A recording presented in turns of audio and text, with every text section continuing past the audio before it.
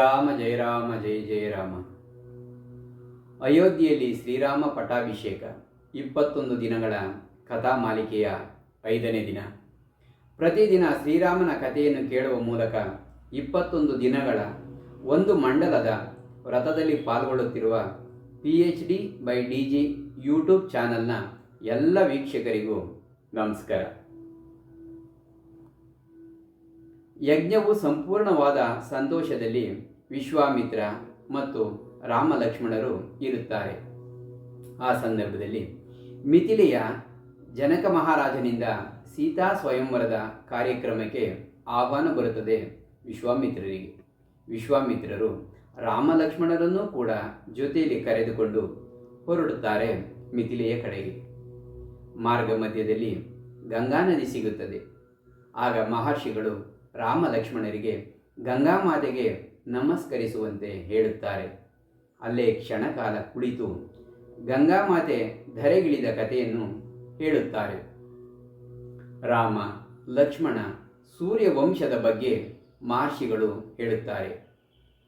ಬ್ರಹ್ಮ ಮಾನಸ ಪುತ್ರ ಮರೀಚಿ, ಮರೀಚಿಯ ನಂತರ ಕಶ್ಯಪ, ಮನು, ಇಕ್ವಾಕ್ಷು, ಹರಿಶ್ಚಂದ್ರ, ಲೋಹಿತಾಶ್ವ, ಸಗರ, ಅಂಶುಮಾನ್, ದಿಲೀಪ, ನಂತರ ಭಗೀರಥ, ಭಗೀರಥನ ನಂತರ ಅಜ, ಅಜನ ನಂತರ ದಶರಥ, ದಶರಥನ ಮಗ ರಾಮ. ಹೀಗೆ ಸೂರ್ಯವಂಶದ ಕಥೆಯನ್ನು ಹೇಳುತ್ತಾನೆ.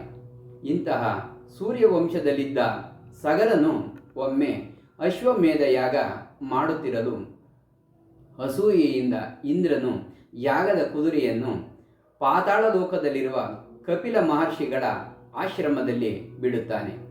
ಯಾಗದ ಕುದುರೆಯನ್ನು ಹುಡುಕುತ್ತಾ ಹೊರಟಂತಹ ಸಗರನ ಮಕ್ಕಳು ಪಾತಾಳ ಲೋಕಕ್ಕೆ ಬರುತ್ತಾರೆ. ಪಾತಾಳ ಲೋಕಕ್ಕೆ ಬಂದು ಅಲ್ಲಿ ಕಪಿಲ ಮಹಾಮುನಿಗಳ ಆಶ್ರಮದಲ್ಲಿ ಇದ್ದಂತಹ ಕುದುರೆಯನ್ನು ನೋಡುತ್ತಾರೆ. ಆಗ ಕಪಿಲ ಮಹಾಮುನಿಗಳನ್ನು ಅವಮಾನಿಸುತ್ತಾರೆ. ಇದರಿಂದ ಕೋಪಗೊಂಡಂತಹ ಕಪಿಲ ಮಹಾಮುನಿಗಳು ಅಷ್ಟೂ ಜನ ಸಗರನ ಮಕ್ಕಳನ್ನು ಭಸ್ಮ ಮಾಡುತ್ತಾರೆ. ಮತ್ತು ಯಾವಾಗ ಸ್ವರ್ಗಲೋಕದಿಂದ ಗಂಗೆಯು ಭೂಲೋಕಕ್ಕೆ ಬರುತ್ತಾಳೋ ಆವಾಗ ಮಾತ್ರ ಇವರ ಶಾಪ ವಿಮೋಚನೆಯಾಗುತ್ತದೆ ಎಂದು ಹೇಳಿರುತ್ತಾರೆ.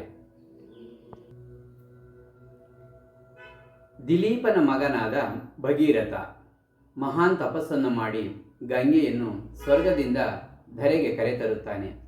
ಗಂಗೆಯ ರಭಸ ಹೆಚ್ಚಿದ್ದರಿಂದ ಶಿವನು ತನ್ನ ಜಡೆಯಿಂದ ಬಂಧಿಸಿ ವೇಗವನ್ನು ಕಡಿಮೆಗೊಳಿಸಿ ಶಾಂತಚಿತ್ತದಿಂದ ಗಂಗಾಮಾತೆಯು ಹರಿಯುವಂತೆ ಮಾಡುತ್ತಾನೆ ಎಂದು ಈ ಕಥೆಯನ್ನು ವಿಶ್ವಾಮಿತ್ರನು ರಾಮ ಲಕ್ಷ್ಮಣರಿಗೆ ಹೇಳುತ್ತಾನೆ. ಅಲ್ಲಿಂದ ಮುಂದೆ ಸಾಗಿದ ಇವರು ಒಂದು ಪಾಳು ಬಿದ್ದ ಆಶ್ರಮವನ್ನು ನೋಡುತ್ತಾರೆ. ಈ ಆಶ್ರಮ ಏಕೆ ಹೀಗಾಗಿರುವುದೆಂದು ರಾಮನು ಕೇಳಲು ಮಹರ್ಷಿಯು ಆ ಆಶ್ರಮದ ಬಗ್ಗೆ ಹೇಳುತ್ತಾರೆ. ಈ ಆಶ್ರಮವು ಹಿಂದೆ ಗೌತಮ ಮಹಾಮುನಿಗಳು ವಾಸಿಸುತ್ತಿದ್ದಂತಹ ಆಶ್ರಮ. ಒಮ್ಮೆ ಗೌತಮ ಮುನಿಗಳು ನದಿಗೆ ಸ್ನಾನಕ್ಕೆ ಹೋದ ಸಂದರ್ಭದಲ್ಲಿ ದೇವೇಂದ್ರನ ಕಪಟಕ್ಕೆ ಸಿಲುಕಿದ ಗೌತಮನ ಪತ್ನಿ ಅಹಲ್ಯೆಯು ತನ್ನದೇನೂ ತಪ್ಪಿಲ್ಲವೆಂದು ಬೇಡಿಕೊಂಡರೂ ಕೂಡ ಕೋಪಗೊಂಡ ಗೌತಮನು ಅಹಲ್ಯೆಗೆ ಒಂದು ಕಲ್ಲಾಗುವಂತೆ ಶಾಪ ನೀಡಿದನು ಎಂದು ವಿಶ್ವಾಮಿತ್ರನು ರಾಮ ಲಕ್ಷ್ಮಣರಿಗೆ ಹೇಳುತ್ತಾನೆ. ನಂತರ ರಾಮನಿಗೆ ರಾಮ ತನ್ನ ಪಾದದಿಂದ ಆ ಕಲ್ಲನ್ನು ಸ್ಪರ್ಶಿಸೆಂದು ಹೇಳುತ್ತಾನೆ.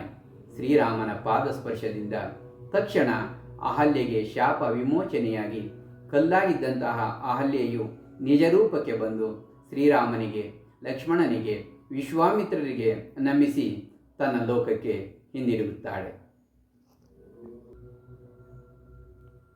ವೀಕ್ಷಕರೇ, ಅದಕ್ಕೆ ಹೇಳುವುದು ರಾಮ ಬರೀ ರಾಮನಲ್ಲ, ಅವನು ಶ್ರೀರಾಮ. ಅವನ ಪಾದ ಸ್ಪರ್ಶ ಮಾತ್ರದಿಂದ ಎಂತಹ ಶಾಪ ಕೂಡ ವಿಮೋಚನೆಯಾಗುತ್ತದೆ. ಅಂದರೆ ಜಗತ್ತಿಗೆ ರಾಮ ಎಂದರೆ ಎಂಥವನೆಂದು ರಾಮಾಯಣ ಹೇಳುತ್ತದೆ. ಅದಕ್ಕೆ ಹೇಳುವುದು ರಾಮಾಯಣ ಕೇವಲ ಕಥೆಯಲ್ಲ, ಅದೊಂದು ಮಹಾಕಾವ್ಯ.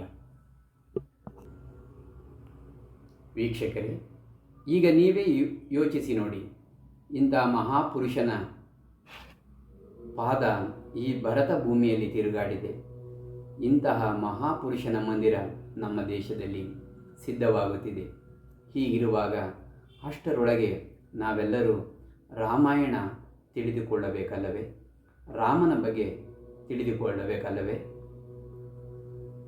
ವೀಕ್ಷಕರೇ, ಮನಸ್ಸಿನ ಆರೋಗ್ಯಕ್ಕೆ PhD/DG ಯೂಟ್ಯೂಬ್ ಚಾನಲ್, ಇದರಲ್ಲಿ ಬರುವ ವಿಡಿಯೋಗಳನ್ನು ನೋಡಿ, ಲೈಕ್ ಮಾಡಿ, ಶೇರ್ ಮಾಡಿ ಮತ್ತು ಸಬ್ಸ್ಕ್ರೈಬ್ ಕೂಡ ಆಗಿ.